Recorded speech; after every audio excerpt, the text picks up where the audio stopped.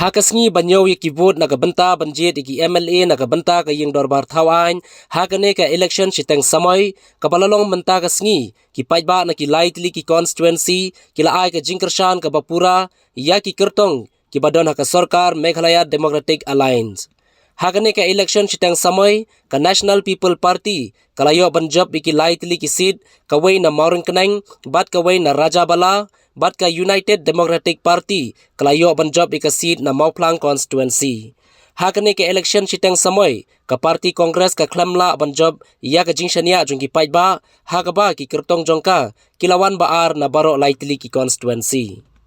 Ki paitba ka Mauplang constituency kila jit yuba Eugene Lingdo na ka party United Democratic Party hakaba ulayo khatlai hajar arspa prapsan vote bat job yu kertong ka Congress uba Kennedy Cornelius Kriam da 1,000 sauspa iwe vote. Na Maurang Keneng constituency ki paiba kila jit yuba penyai sings im na ka party National People Party hakaba ulayo khat 1,000 shispa nyau vote bat job yu kertong ka Congress uba Highlander Kharmalki da 1,000 praspa akan riu vote.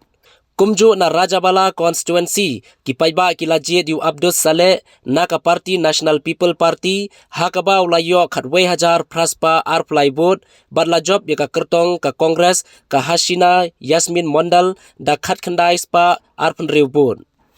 Aingo yu play bat kamtam lipa ajikaku asalenda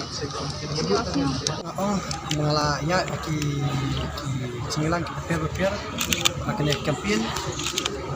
yang ombiang sisil ba ikam ki prepare bi pai na dan sateng kajikmu kajona kading indak pangala iktek ikam ka kongsan kari gajing it jongki pat ba lingba kikam ki prepare bi pai la le kilai i kila sakhi